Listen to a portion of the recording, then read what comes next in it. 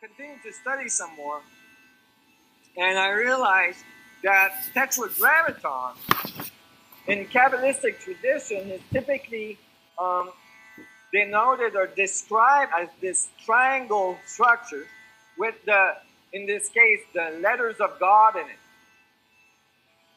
And if you actually look at the way the letters of God are laid out in it, it's like an isotropic vector metric. Okay? So 1, 2, 3, and 4.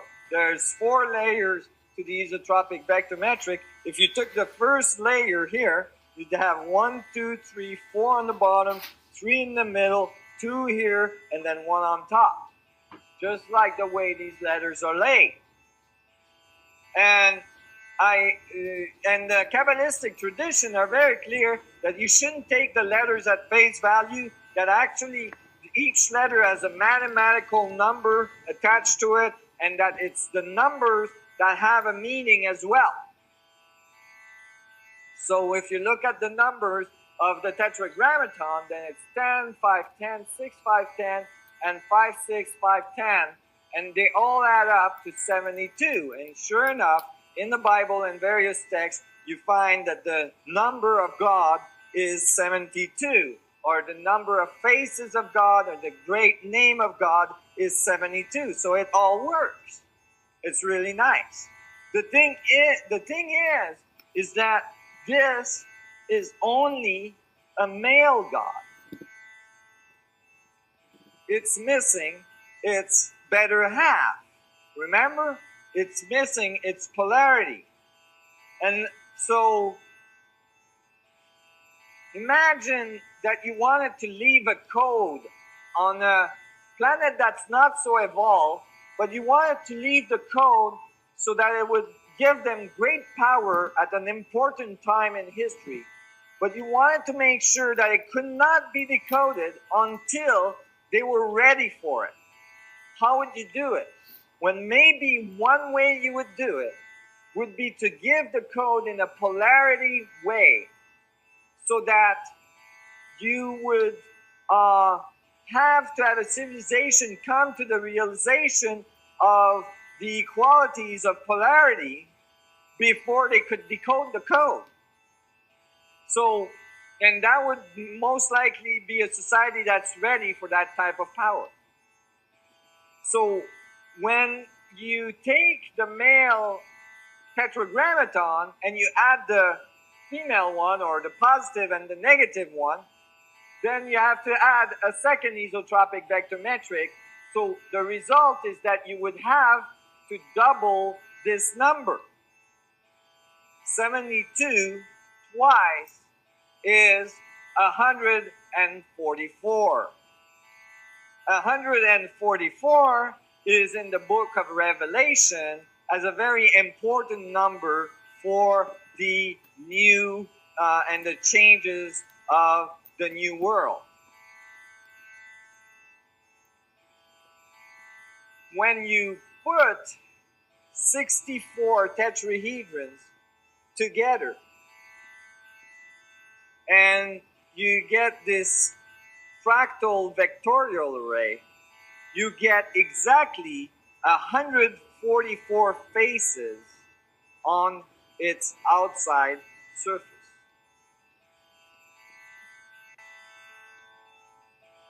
And so that was getting compelling. But the Kabbalistics didn't stop there.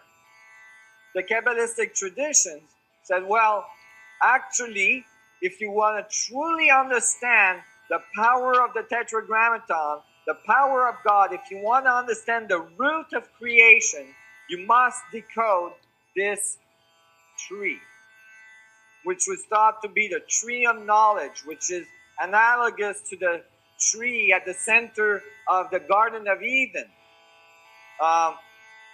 This was thought to be the foundation of creation, and that if anyone could decode this, they would hold the key to creation.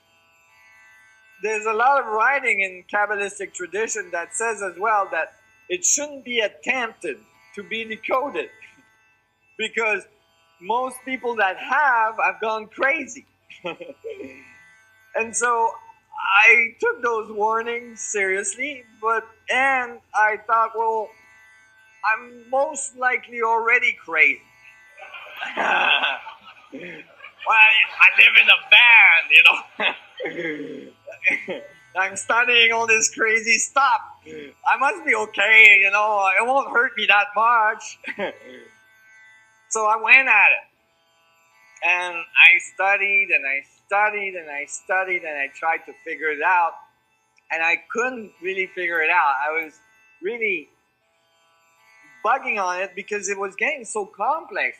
So many texts I was reading about this were so complex and so philosophical, and they had all these realms and dimensions and all this. I couldn't figure it out.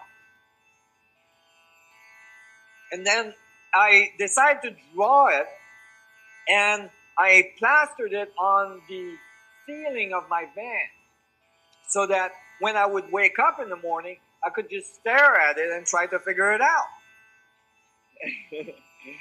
And so I'm in the van in the morning, and I look at it, and then, you know, fairly rapidly I realize that there's a tetrahedron on the bottom of it. Okay? This part here is a tetrahedron, if it's seen in 3D. And then I looked up here, and I realized that in 3D, those lines would generate as well an octahedron. See, the thing is that most people don't see this thing as a 3D object. So flatten, it makes not much sense. But in 3D, it describes very specific geometry. So because I had this type of 3D mind, and I was always very intended on not doing the flat thing, I was trying to visualize this in 3D. But I couldn't figure out this middle box thing. I just couldn't figure it out. For weeks, months. Just like, you know, laying in my bed looking at this thing and studying and all this. And then one day, I said, wait a minute. I realized that one of those boxes in the middle here, okay, matches the box in the top portion of the octahedron. So I thought, what if I slid the middle part box in the upper box and see what it generates? So I split them in two, and then I slid the bottom part into the top part. And when I did so, it was like a key, right? It just locked in and generated all the vectors necessary to have a tetrahedron and an octahedron, one on top of each other. So now I had all these vertices for 3D geometry. These are the only geometry necessary to produce a 64 tetrahedron grid. So I knew I was close. So I started to, I got really excited, and I continued studying and intensely studying, and I realized something, is that the Kabbalistic text doesn't say there's one tree at the root of foundation, the foundation of the universe, or at the root of the universe. There is 4 trees at the root of the universe. And they said that the 4 trees were attached at the same root. Now I thought, well, wait a minute. Maybe they're still giving us only half the code. Maybe there's 8 trees, and they're only giving us the polarity, the half polarity of the code. I looked at my structure again that I had come up with from sliding the bottom into the top, and I realized I had extra lines. And these extra lines match the lines to generate the star tetrahedron. So if I got all the branches of the tree, and then I attach the 8 trees together, I would have 8 star tetrahedrons coming together to generate the 64 tetrahedron grid. And what told me had decoded this right was that by the time I was finished, I could now plaster the Kabbalistic tree right over top of the 64 tetrahedron grid and get all the 9s of the 2D tree out of the 3D geometry. It worked. And hooked all together, it generated all the intersections necessary to build a 64 tetrahedron grid. And when I calculated this, then I saw that it could be done in many different ways. But one thing that was for sure, the Kabbalistic text said actually there's 10 spheres. They're called sephiroths. They come from the word sapphire. Okay? So actually it's talking about crystals again. And it says that these sephiroths are the joints between the pathways of creation.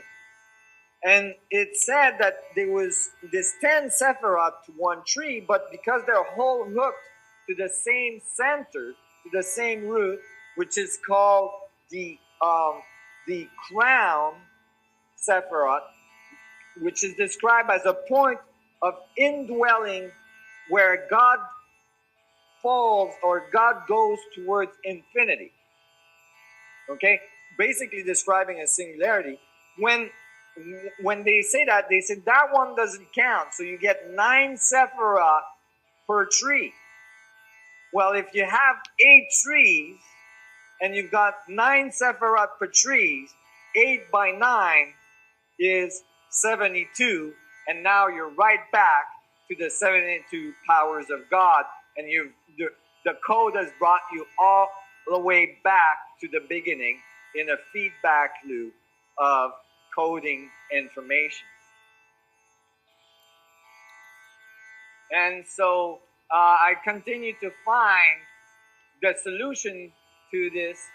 We did a small animation on how the trees come together, and it's literally the trees compressing together, creating that collapse into singularity, generating the code. It's quite amazing that it generates all the joints necessary to produce the 64 tetrahedron grid. So I wrote a little thing on this. It's an old book I wrote. It was all my findings on ancient civilization. I didn't write anything on. I wrote some physics in there, but just layman physics because I wasn't prepared yet for that. And at the day I was writing this part of this little booklet that some people here have, that day, while writing this, I decided to log on to the net and look at what, is happening in the crop circle world. And sure enough, that crop circle occurred that day. That was freaky. So it really, was an amazing journey through this information of the Bible and the codes of ancient civilization all around. And I really was taken by it. And it was so confirming, and it just took, and every step of the way, it just kept on confirming. And, in this short presentation, yeah. I don't have time to go through all the details. I do give week-long presentations where, we have time to go through all the details of things. And even then, in a week, I usually still run out of time. But there's so many of this amazing confirmation that came along the path. Every step, every time I would doubt, something else would come out and grab me and show me the way. And and it brought me to a very different view of not only our past, but our possibility in the future, and how we move from here to the next level, how this change that so many of us are feeling on the planet is going to occur, and how we can help it, and how we can help ourselves through it. To this day, I'm finding stuff. I mean, it's amazing. There's so much stuff out there that relates to this. It's almost like there's nothing else. And in case of this being correct, then there isn't really anything else. There is this amazing structure of the vacuum that generates reality as we see it, that generates our existence, and it basically oozes out of us throughout our civilization, throughout our understanding, throughout our physics, throughout our advanced thinking, and it really brings us to a different way of relating the world. And in this way of relating into the world, and that's where I believe that the New Testament and the Old Testament comes together. Because I believe that the Old Testament is talking about very advanced technology, and that the New Testament is talking about where you have to be in being able to have this level of technology. And that when the two come together, then you have a complete being, you have a complete master, you have a civilization that has reached levels of masteries in which they have an equilibrium between their external world and their internal world.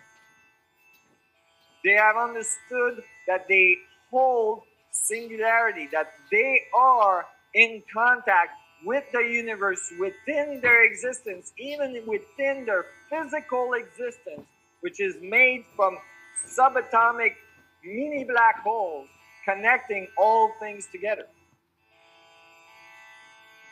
And from that perspective, a civilization would build a completely new set of technology, a completely new set of interaction in its civilization, of relationship with each other, and certainly realize their common goal and their common aspiration. I always say this, this model tells us really that the surface of a planet is like an event horizon from which each individual is a little sun ray, right? And that sun ray has a very specific vector direction in space in which it gathers a very specific set of information. However, all of our feet are pointing to the same singularity, to the same center, and connecting us all. And that singularity holds us on the surface of this planet as our gravitational field. And if we get to this, I believe we can develop technology out of this that will bring us to the stars. And I think, that's my understanding at this point, that this is the crucial time to be able to transcend our way of doing things to the way that we need to be able to do things in order to survive the changes that are coming into our solar system and move to the next level of interaction, and maybe even connect with other civilizations that have been in our galaxy, that have been observing us, that have been waiting for us to graduate and enter a larger community, a larger galactic community, and move on from here.